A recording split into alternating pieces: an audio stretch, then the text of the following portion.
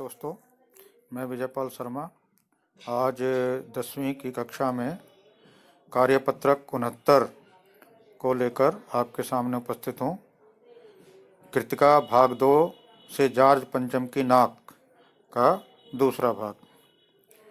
पिछले कक्षा में हमने बताया था कि रानी एलिजाबेथ का भारत आगमन था, उसके लिए जोरों शोरों की तैयारियां चल रही थी और आखिरी समय पर पता चलता है कि जो है जॉर्ज पंचम की मूर्ति पर लाट पर नाक नहीं है। तो उसी को आगे हम चर्चा को जारी करते हैं। इस नाक की भी लंबी दास्तान है। अब यहाँ नाक जो जॉर्ज पंचम की नाक जैसे शीर्षक रखा गया है, नाक का अर्थ होता है सम्मान या इज्जत। तो यहाँ जो बार बार नाक का प्रयोग किया जा रहा है वो सम्मान या इज्जत के लिए किया जा रहा है। इस नाक की भी लंबी दास्तान है। इस नाक के लिए बड़े तहलके मचे थे, किसी वक्त आंदोलन हुए थे। यहाँ कहने का मतलब है कि अपने देश की सम्मान की रक्षा के लिए, अपनी आज़ादी के लिए आंदोलन किया गया था और बहुत ही ज़्यादा राजनीतिक पार्टियों ने प्रस्ताव पास किए थे, चंदा जमा किया था, कुछ नेताओं ने भाषण भी दिए थे, गर्मा गर्म बहसें भी हुई थी, अखबारों के पन्ने रंग गए थे। अब कहते बहस इसी बात पर थी कि जॉर्ज पंचम की नाक रहने दी जाए या हटा दी जाए। यहाँ जॉर्ज पंचम की नाक रहने देने या हटाने से तात्पर्य है कि अंग्रेजी शासन देश में रहे या ना रहे। तो सभी व्यक्ति जो है अंग्रेजी शासन को हटाने के पक्ष में थे। जैसा कि हर राजनीतिक आंदोलन में होता है, कुछ पक्ष में थे, कुछ विपक्ष में, और ज़्यादातर लोग खामोश थे। खामोश रहने वालों की ताकत दोनों तरफ थी। यह आंदोलन चल रहा था। जॉर्ज पंचम की नाक के लिए हथियारबंद पहरेदार तैनात कर दिए गए थे। क्या मजाल कि कोई उनकी नाक तक पहुंच जाए।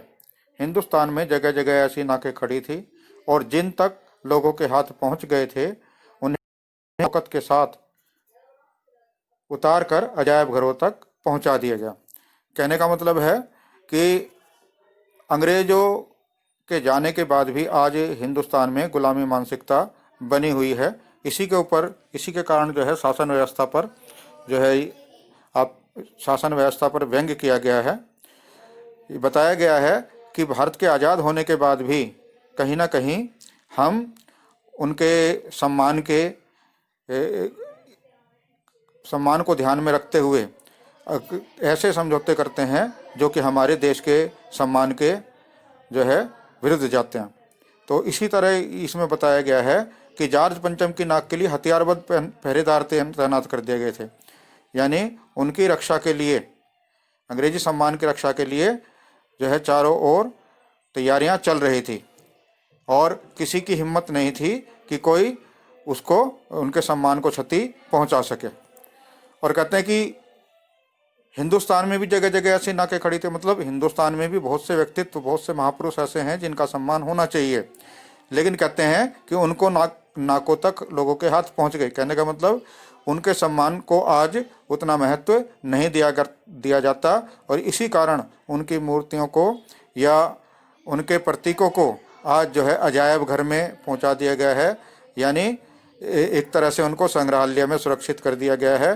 जितना सम्मान उनको आज़ादी के बाद मिलना चाहिए वो सम्मान नहीं मिल पा रहा है।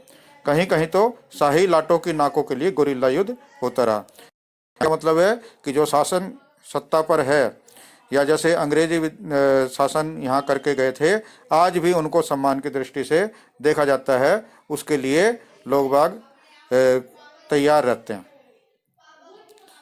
तो आगे इसमें बताया गया है, उसी जमाने में एक हादसा हुआ कि इंडिया गेट के सामने एक जॉर्ज पंचम की लाट लगी हुई थी, मूर्ति लगी हुई थी, उसकी नाक अचानक गायब हो गई। हथियारबंद पहरेदार अपनी जगह तैनात रहे। कहते हैं सभी सुरक्षा करने वाले साथ थे, लेकिन जो है जॉर्ज पंचम की नाक गायब हो गई। तो यहाँ प्रतीक शब्द में कि अंग्रेजी शासन का अंत हो गया। तो कहते कि अब क्या हुआ कि गश्त लगती रही, लाट की नाक चली गई। जब पता चला कि रानी एलिजाबेथ भारत आ रही है और जॉर्ज पंचम की मूर्ति पर नाक ना हो तो सभी लोग परेशान हो गए। बड़ी सरगर्मी शुरू हुई, मतलब लोग बाग जो है बहुत बेचैन हुए। देश के खैर ख्वाहों की यानी देश का हित चिंतक जो है उनकी मीटिंग बुलाई गई और मसला पेश किया गया कि क्या किया जाए। वहाँ सभी सहमत थे कि अगर नाक नहीं है तो हमारी नाक भी नहीं रह जाएगी। कल अगर मूर्ति की नाक नहीं है तो हमारी नाक भी नहीं रहेगी। अगर मान लो रानी आकर देखेंगी कि उनके शासन के प्रतीक जॉर्ज पंचम की मूर्ति पर नाक नहीं है तो हमारा भी कोई इज्जत नहीं रहेगी। उच्च स्तर पर मशवरे हुए, दिमाग खरोंचे गए और यह तय किया गया कि हर हालत में नाक का होना बहुत जरूरी है। तो यह सब ने तय किया कि मूर्ति पर दोबारा नाक लगनी चाहिए और यह तय होते ही एक मूर्तिकार को हुक्म दिया गया कि फौरन दिल्ली में हाजिर हो जाए। अब मूर्तिकार यूँ तो कलाकार था लेकिन पैसे से लाचार था। कह लगे मूर्तिकार बहुत ही प्रतिभा का धनी था लेकिन उस पर पैसे की कमी थी। आते ही हुक्कामों के चेहरे देखे, यानी अफसर, हुक्काम मतलब अफसरों के जो अफसर थे, अधिकारी थे, उनके चेहरे देखे तो उन पर अजीब परेशानी थी। उन चेहरों पर कुछ लटके हुए थे, कुछ उदास थे, कुछ बदहवास थे। कहने मतलब कोई परेशान था, कोई उदास था और कोई जो है अपने होश खो बैठा था। यानी उनकी हालत देखकर लाचार कलाकार की आंखों में आंसू आ गए। तो उन्होंने जब देखा कि ये बहुत ही मजबूर हैं तो उसकी आंखों में आंसू आ गए। तभी एक आवाज़ सुनाई दी, मूर्तिकार जॉर्ज पंचम की नाक लगानी है। तो मूर्तिकार ने सुना और जवाब दिया, नाक लग जाएगी, पर मुझे ये मालूम होना चाहिए कि लाट कब और कहाँ बनी थी। यह इस लाट के लिए पत्थर कहाँ से लाया गया। तो उस मूर्तिकार ने कहा ठीक है, मूर्ति के नाक लग जाएगी लेकिन मुझे पत्थर के बारे में मालूम होना चाहिए। अब अधिकारी फिर परेशानी में आ गए। सब हुक्कामों ने यानी सब अधिकारियों ने, शासक वर्ग ने एक दूसरे की तरफ देखा, यानी एक नज़र से जैसे दूसरा पूछ रहा होगा कि ये बताने की जिम्मेदारी तुम्हारी है। खैर मसला हल हुआ, यानी समस्या का हल हुआ। जो पुरातत्व विभाग के जो क्लर्क था उसको फ़ोन किया गया और कहा गया कि इस बात की पूरी छानबीन की जाए। और पुरातत्व विभाग की फाइलों के पेट चीरे गए लेकिन कहीं कुछ पता नहीं चला कि मूर्ति में पत्थर कहाँ से लगा हुआ था, मूर्ति का पत्थर किस प्रकार का है। क्लर्क ने आके कमेटी के सामने कांपते हुए बयान दिया, सर मेरी खता माफ हो, यानी मेरी गलती माफ हो। फाइलें सब कुछ हजम कर चुकी हैं, यानी सब कुछ फाइलों में हजम हो चुका है, इसकी कोई जानकारी नहीं है। तो इसमें कुछ कठिन शब्द हैं, उनके अर्थ हैं लाटों का जैसे कहा गया खंबा या मूर्ति, खेर ख्वा भलाई चाहने वाले हितचिंतक, हुक्काम माने शासक वर्ग, अधिकारी वर्ग, मसला समस्या। अब इसके कुछ प्रश्नों को हम देखते हैं। क्या आंदोलन चल रहा था और क्यों।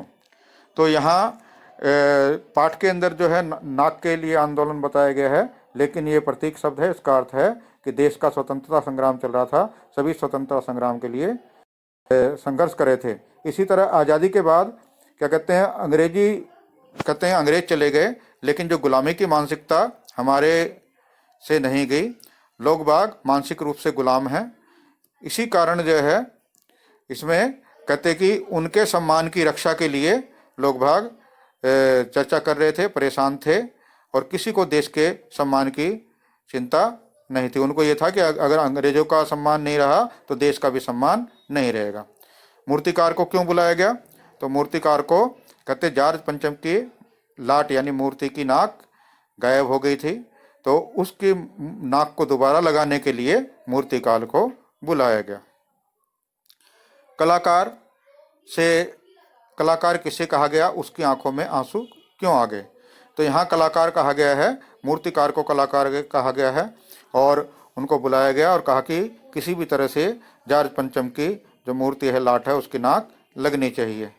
तो उसने जब अधिकारियों को, जो शासक वर्ग के अधिकारियों को देखा तो कुछ परेशान थे, कुछ उदास थे, कुछ जो है बेचैन थे, उनके होश उड़ चुके थे क्योंकि उन्हें नहीं पता चल रहा था कि किस तरह से इस समस्या का समाधान निकलेगा, मूर्ति का नाक किस प्रकार से लगाई जाएगी। तो उन शासक वर्ग की परेशानी को, उनके चेहरों को देखकर मूर्तिकार यानी कलाकार की आंखों में आंसू आ गए। चौथा प्रश्न है, लाट के बारे में पता करने के लिए फाइलों के पेट चीरे गए, पर फाइलें सब कुछ हजम कर चुकी हैं। यहाँ फाइलों के पेट चीरने और सब कुछ हजम करने से आप क्या समझते हैं? तो कहते हैं कि लाट के पत्थर के बारे में पता करने के लिए फाइलों को खंगाला गया, यानी उसमें उनका गहन अध्ययन किया गया कि पता चले कि ये जो लाट बनी है, जॉर्ज पंचम की लाट बनी है, इसके लिए पत्थर कहाँ से बनाया गया, ये मूर्ति कब बनी, इसका पता कहते हैं फाइलों में नहीं चल पाया। और कहने का मतलब है कि फाइलों के अंदर सब कुछ हजम हो चुका है, इसका कोई भी रिकॉर्ड नहीं रखा गया था। अगला है गतिविधि का प्रश्न है कि आपको कई ऐसे मुहावरे या व्यंग्यात्मक बातें सुनी पढ़ी होंगी जिसमें नाक शब्द का प्रयोग होता है। तो नाक से संबंधित 7 मुहावरे आपको लिखने हैं और एक एक वाक्य भी बनाने हैं। जैसे नाक कटना यानी सम्मान का चला जाना, कि मोहन ने ऐसा गलत काम किया है कि उनके माता पिता की नाक कट गई है। नाक ऊंची करना यानी सम्मान में वृद्धि करना, कि उसके कार्य को देखकर आज उसके परिवार की नाक ऊंची हो गई। नाक में पानी आना यानी परेशान होना, कि मोहन की शरारतों को देखकर सबकी नाक में पानी आ जाता है।